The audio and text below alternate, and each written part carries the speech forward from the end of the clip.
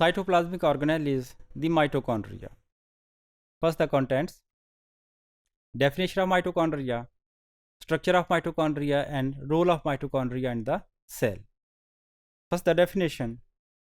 So, mitochondria are double membrane bounded structures present in cytoplasm and they are involved in ATP production, energy production. So, mitochondria को अगर हम देखें, they are one of the very important organelle of the cell. Cell के अंदर जितनी भी energy requirements हैं वो आमतौर पर जो है वो मैक्सिमम माइटोकॉन्ड्रिया से ही पूरी होती हैं. जबकि माइटोकॉन्ड्रिया की अगर हम नंबर ऑफ देखें तो इसका वो सेल्स जिनका के अंदर एनर्जी रिक्वायरमेंट्स ज़्यादा हैं, यानी वो सेल्स जिन्होंने एक्सटेंसिवली वर्क करना है, they have more number of mitochondria. और वो सेल जिनके अंदर जो थोड़ा कम वर्क करना है या जो जिनके अंदर बायोकेमिकल एक्टिविटीज़ कम होती हैं, उनके अंदर माइटोकॉन्ड्रिया का नंबर जो है वो कम होगा. फॉर एग्जांपल, जो हमारी ईयर लोब्स के सेल्स हैं, अब ईयर लोब के सेल जो है वो ख़ास इनका ना ही तो कॉन्ट्रैक्शन से काम है, ना ही बायोकेमिकल एक्टिविटीज़ जो है वो ज़्यादा करते हैं. इसी वजह से ईयर लोब के सेल्स के अंदर नंबर ऑफ माइटोकॉन्ड्रिया फ्यू होगा, चंद एक माइटोकॉन्ड्रिया एक सेल के अंदर मौजूद होंगे. जबकि अगर हम बात करें लिवर सेल की, हमारे लिवर के cell they are working very जो वो एक्सटेंसिवली. लिवर सेल का वर्क बहुत एक्सटेंसिव है, तो इसलिए उनकी एनर्जी रिक्वायरमेंट्स भी बहुत ज़्यादा हैं. अब और उस एनर्जी रिक्वायरमेंट को पूरा करने के लिए लिवर सेल के अंदर माइटोकॉन्ड्रिया का नंबर जो है वो मल्टीपल होता है. It may be up to 1000. तो माइटोकॉन्ड्रिया का नंबर एक सेल के अंदर तकरीबन 1000 के करीब पहुंच जाता है, क्योंकि जितने माइटोकॉन्ड्रिया ज़्यादा होंगे उतनी सेल को एनर्जी ज़्यादा मिलेगी और उसी हिसाब से वो वर्क भी ज़्यादा करेगा.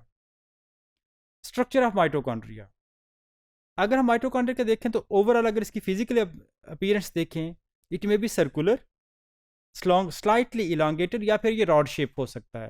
तो फिर हम सिंपली ये कहते हैं कि ये सर्कुलर से लेकर इलांगेटेड फॉर्म तक जा सकता है, यानी कि सर्कुलर, सेमी सर्कुलर यानी थोड़ी बैजवी शक्ल जिसको बोलते हैं, या फिर रॉड शेप जो है वो माइटोकॉन्ड्रिया होते हैं. डिपेंड कि किस सेल के अंदर मौजूद हो, सेल टू सेल इनकी शेप जो है वो वेरी करती है.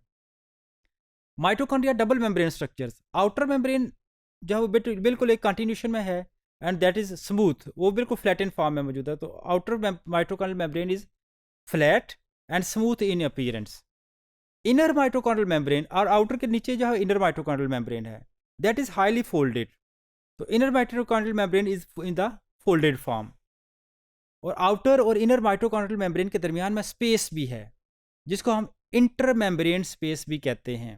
ठीक है, आपके लेवल पर नहीं ज़रूरत, लेकिन दोनों के दरमियान जो स्पेस है that is called the inter membrane space. इसी तरह से जो माइटोकॉन्ड्रिया के जो इनर माइटोकॉन्ड्रियल मेम्ब्रेन जो है, इसकी जो फोल्ड्स हैं, वो फोल्ड जब माइटोकॉन्ड्रियल मेम्ब्रेन जब फोल्ड होगी तो फिंगर लाइक प्रोजेक्शन बनाती है माइटोकॉन्ड्रिया के अंदर, and they are called as the cristae. तो इसका मतलब ये हुआ कि माइटोकॉन्ड्रिया के अंदर inner mitochondrial membrane finger like projections बनाती है और उनको हम क्रिस्टी का नाम देते हैं. मैट्रिक्स, माइटोकॉन्ड्रिया के अंदर जो ल्यूमेन में जो माइटोकॉन्ड्रिया की कैविटी में जो कुछ भी मौजूद है वो सारा का सारा इसका मैट्रिक्स कहलाता है. अब इसका मतलब है कि अगर माइटोकॉन्ड्रिया के पास जब वो डिफरेंट टाइप्स के प्रोटीन्स हैं, ग्लूकोज है या कोई भी एटीपी मालिक्यूल्स हैं, फैटी एसिड्स हैं, जो कुछ भी माइटोकॉन्ड्रिया के अंदर है वो सारे का सारा क्या कहलाता है, माइटोकॉन्ड्रियल मैट्रिक्स कहलाता है. तो माइटोकॉन्ड्रिया के मैट्रिक्स में इसका मतलब है कि जो अच्छा माइटोकॉन्ड्रिया एक ऐसा ऑर्गेनेली है जो अपने आप को रेप्लिकेट करता है, खुद से अपना नंबर बढ़ाता है. यानी सेल डिवाइड करे ना करे, माइटोकॉन्ड्रिया खुद से डिवाइड कर सकता है. इसलिए जब सेल को ज़रूरत पड़ती है तो वो अपना नंबर ऑफ माइटोकॉन्ड्रिया इन्हेंस करता है, बढ़ा लेता है.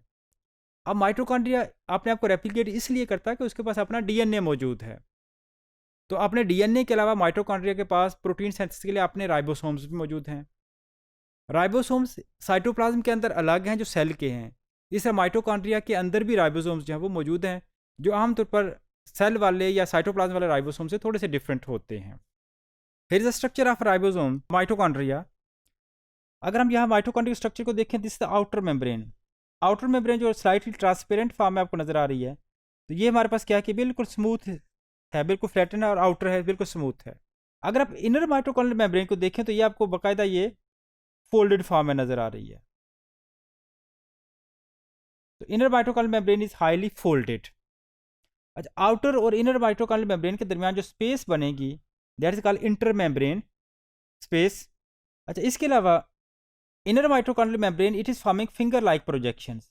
ये जो finger like projection they are called as the cristae, इसको हम जब क्रिस्टी का नाम देते हैं, this is the cristae, this is Christie.